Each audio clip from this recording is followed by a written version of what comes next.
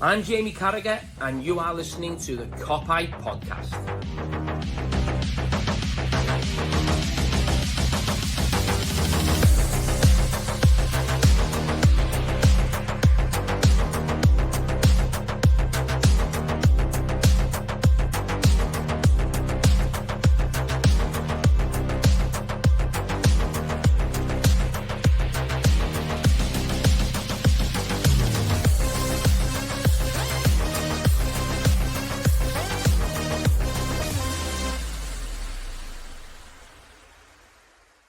What is happening, everyone? Welcome back to the Copite Podcast and the PSG Preview show. It's Champions League is finally back after, 2 months? It's been a while, hasn't it, since we last played? I think it was PSV and we got beat 3-2 back on the end of Jan.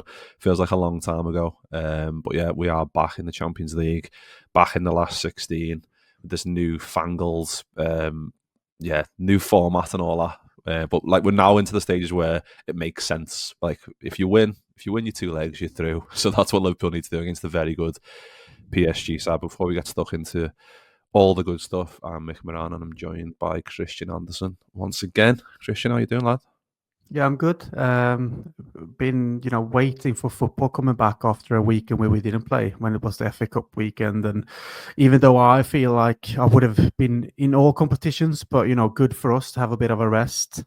And then obviously see Man United going out of it. It's some stuff is just good for you. But now I want the football to come back for us all, because we got many games that comes up, even though we're just going to play like one Premier League game in March, which is on the next Saturday against Southampton. So it's just one of them where I want the football to come back because it gives me so much energy. At the same time, it's making me nervous. So looking forward to talk about it. Looking forward to watch it. Yeah, and I finally got me set up. Got me dartboard, got me prints, got me Copite Podcast t-shirt there still. So yeah, just because obviously we're putting these on YouTube now, so I thought I can't just have like a blank white wall because it's not fair. But like you're at the office, so it's different. Yeah, I just you could at least take some prints to work with you and put them on the wall. For fuck's sake. I'll bring a scarf around my neck. yeah. Half and half as well, so people can just have a go at me. Oh yeah. Don't be doing that. No, I wouldn't. Get absolutely ripped. But yeah, before we get stuck into PSG, then let's talk a little bit about Newcastle, because obviously that was, like you said, it was a nice break between what's going to be PSG tomorrow and the Newcastle win last Wednesday. So we've had a nice 7-day break. But yeah, 2-0 win, easy for me to say, over Newcastle, and following that up from the City win as well, like 2-2-0s, 2 clean sheets, 6 points on the board, a massive result. It felt like everyone was shattered after that one. Because the fact that we played 5 games in 15 days, it was a mammoth period in our season. But to get over the line against them in a very good game, Anfield was rocking. We're going to win the league was ringing from the cop and all that boss stuff. But yeah, it was a boss win and kind of like the perfect way to finish that little segment of games and have a little break coming into the PSG game tomorrow. Yeah, looking back at the Newcastle game, like you said, coming from the City game as well, it's 2 great performances, and the way that we just took on these 2 games in a tough period of games that we were playing during that kind of, very tight schedule. It's absolutely amazing, especially when you look at the way the Arsenal came through it with a loss against West Ham at home, and then obviously a draw against Forest away. That's perfect for us, because we were all probably thinking they were going to win at least against West Ham at home, but they didn't. They ended up losing. So just to look at those 2 games and think that we, came out of that period where we are at this stage in the Premier League and with the points tally and all that kind of stuff was brilliant. And I think now, like I mentioned just before with the FA Cup, obviously you want to be in all cups and fight on all fronts, but you have to understand that sometimes it don't work. It's very hard, but to actually not play this weekend probably helps us now for having that rest ahead of PSG, and then we know that we're going to play Southampton at home while Arsenal go away to United. No matter what can happen there, but it's one of them. If we just do our job at home against Southampton in the league and get the points, we will see what they do on the Sunday, because it will be in their heads depending on our results, obviously. So I think it was a good time for us to have a rest for those games that comes up now. PSG, Southampton, PSG. That's the thing. Like great games, but a good rest for our players that needed it after that very tough period of matches that were. Yeah, exactly. And yeah, coming into this game where, I think it's always difficult because you look at PSG's like form and it's impressive. I was having a little look just before because obviously I'm not really a big watcher or fan of like Ligue 1 really, because usually it's one or two teams that are going for it in it. But PSG are absolutely flying in it and 13 points clear at the top of the table. They haven't lost a game in all comps since they lost to Bayern back in November. So obviously that was in the Champions League, like league stage and all that. But yeah, like I think they've got a very good squad. Like you look through the team, like they've got so many decent players. Like Dembele scored 18 goals this season. Fabian Ruiz, we know how good he is. João Neves, quality player. Barcola, 12 goals this season. So there's plenty of quality in there. Like Hakimi right back. Like there's loads of decent players in there. And it's no surprise that they're absolutely flying in their own division. But like we were saying before we started recording, like they've lost to Bayern, they've lost to Arsenal, they've lost to Atletico in the Champions League league stage. So it's always difficult to transfer that form where they are overwhelming favourites for every single game. It's a bit different for us where most of the games that we're going into, we're still favourites, but it's a bit more on a knife edge. It's a bit more of a bigger task to get results against the Man Cities and the Newcastles and all those teams that you need to come up against in a season, away to Villa, away to Everton, like tricky games where you'd have to take a point and kind of take it and run, which they don't really have in their league to the same level. But there's no doubt in the quality that they've got, and it's just good that, it's good that we've got obviously the away game, the home game second, because that's obviously that's ideal. Go to their place first, and bring them to Anfield for the second leg. That's the way we've always wanted to do it. But I'm still like tinged with a bit like of annoyance because you finish top of the Champions League group stage and then you end up getting PSG. I'm just like fucking hell. Like this, I don't really. Obviously it's the luck of the draw and all the way like that. Who finished that? Who beat like Benfica and all that stuff. So the PSG still had to get to that point. But it is a bit like frustrating when your first team in the last 16 is PSG and they're absolutely flying in their league and stuff, and they've got so much quality, and you finish top of the group. It is a bit annoying, obviously, like with the new format and all that. But it's one of them. Like we can go there, and like their managers saying good things about them, like they're going to be on the front foot.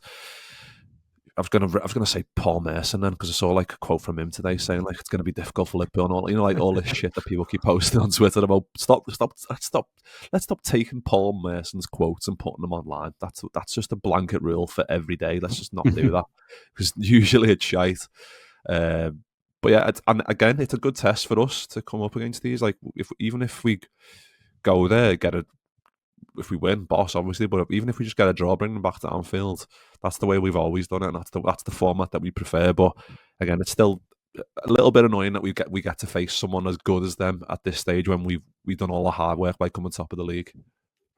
Yeah, I agree. And, it's hard to judge. We know PSG has loads of quality in their team, in their squad.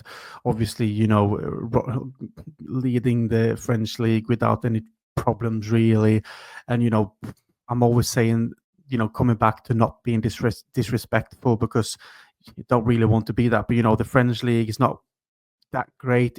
They got quality, but in terms of quality, PSG are the masters in that league, obviously, because of the way that they are run. We're owners, the project that started many years ago back now. They will always be in, the Champions League. They will always have star players. They can give loads of money to players in salary and stuff like that. We know that, but it's very hard to judge how their like performances overall will be when it comes to playing quite average teams in their own league, which they can win 4-5, 6-0 against with their quality they have. But then they have to travel out in Europe and play like the likes of, like you mentioned, Atletico, Bayern Munich, us and others, and actually lose. Because it's hard to say where are they, and if they were competing against quality like we are doing in the Premier League week in, week out, and others are doing in their leagues, it probably, keeps them on a higher level in general.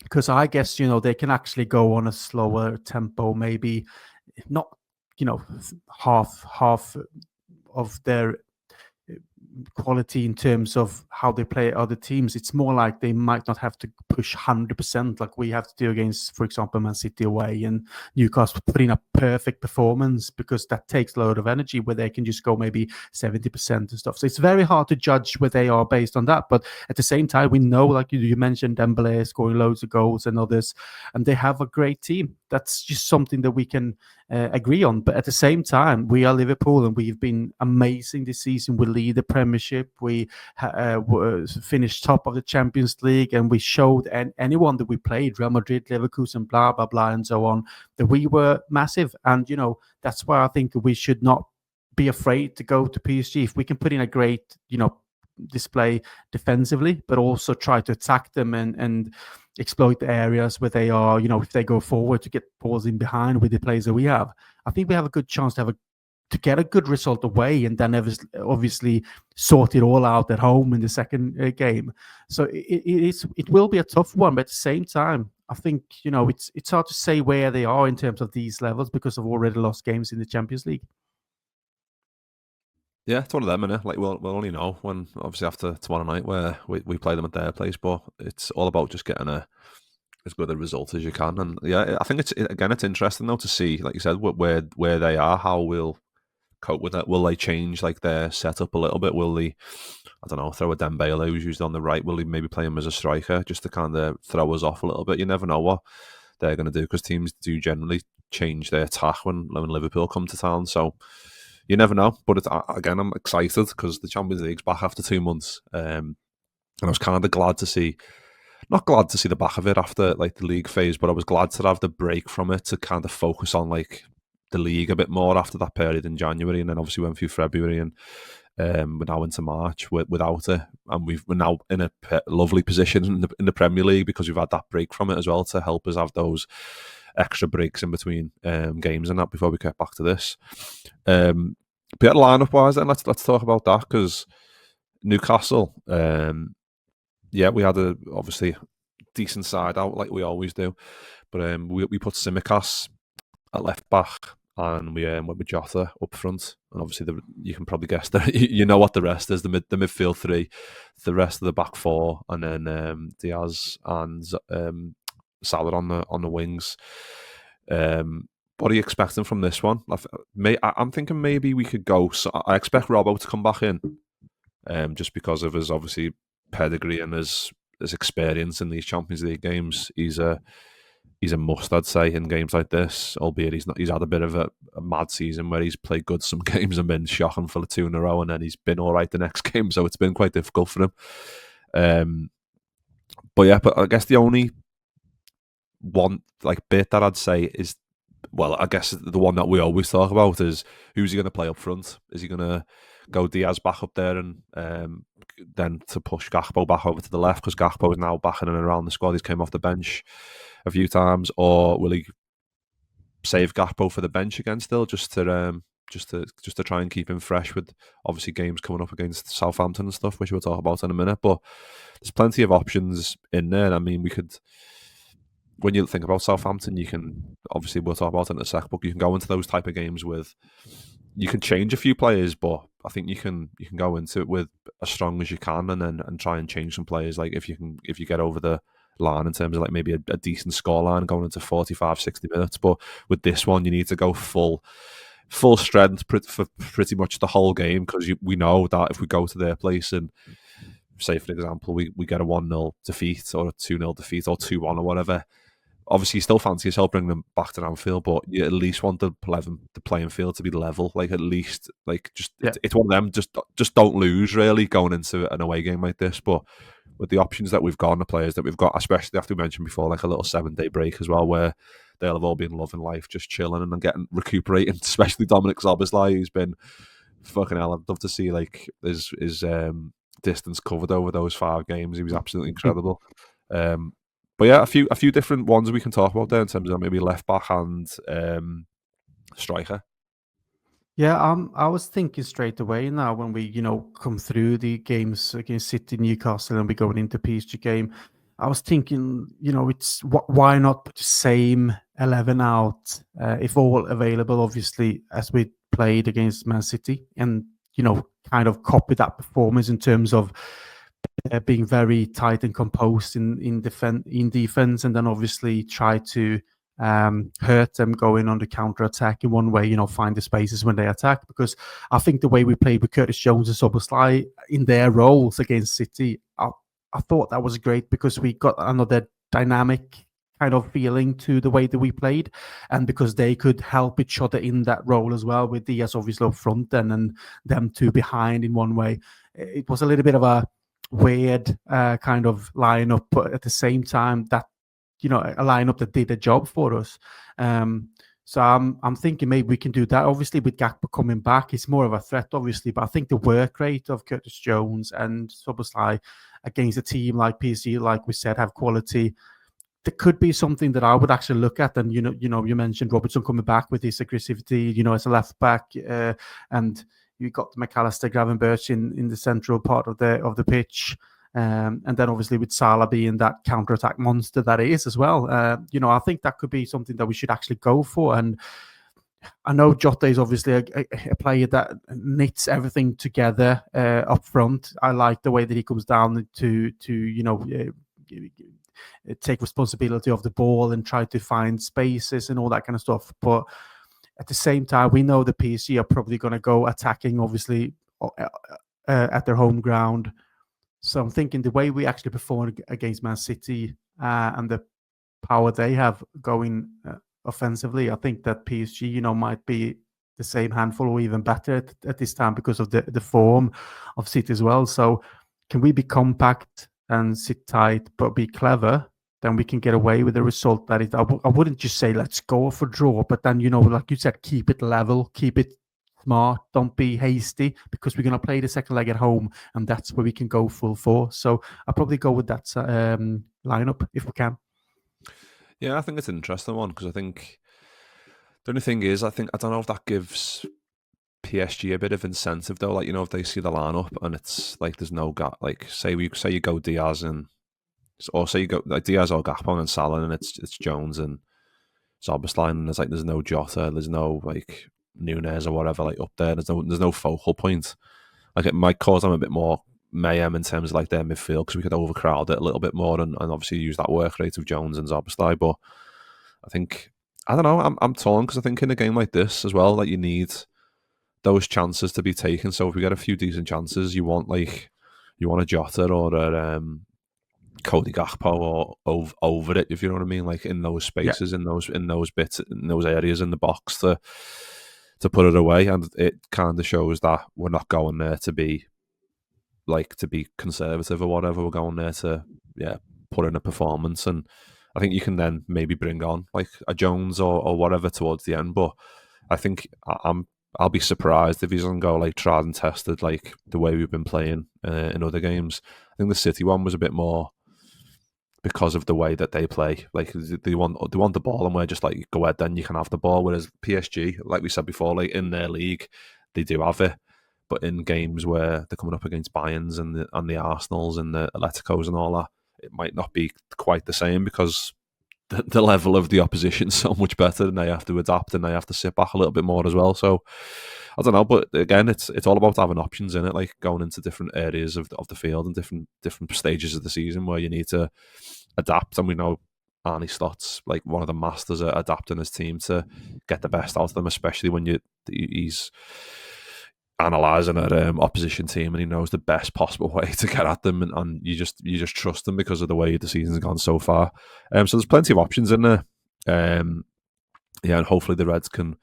Yeah, I think just don't lose. I think that's the tagline I'd say going into this one. Just don't lose. Get a little draw. Get a win. If obviously would be amazing. Little 1-0, 2-1 win would be class.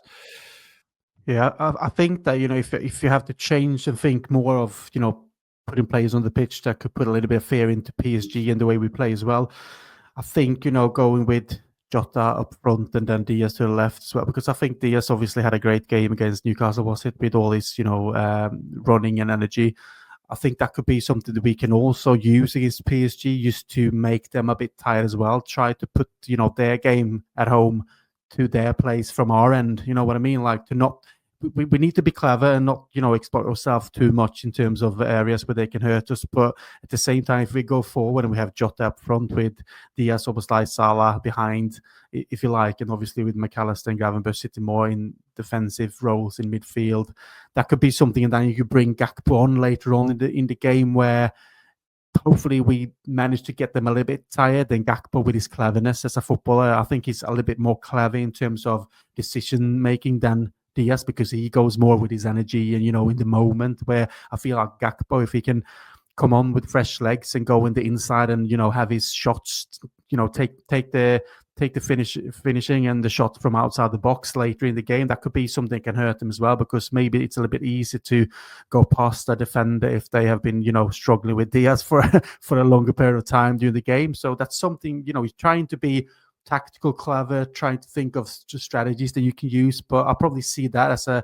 starting lineup then, and then Gakpo can be brought on later on, but with Jota up front and Diaz to the left then.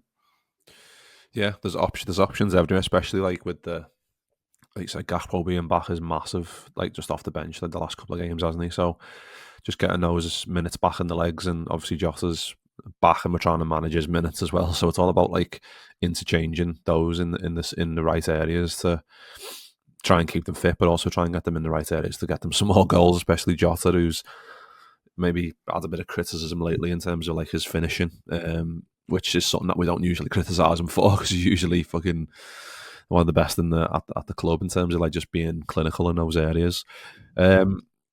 Yeah, so let's hope that Reds can obviously go and do it tomorrow night. It's going to be a massive, massive game, and it's exciting for the Reds to be back into these stages of the Champions League where we want them to be. It's going to be an exciting one. But yeah, we'll leave it there. Nice one, everyone, for watching or listening. Nice one to Kristian for jumping on as always. And yeah, nice one. We'll see you all very soon. Ta-da. I'm Jamie Carragher, and you are listening to the Copite Podcast.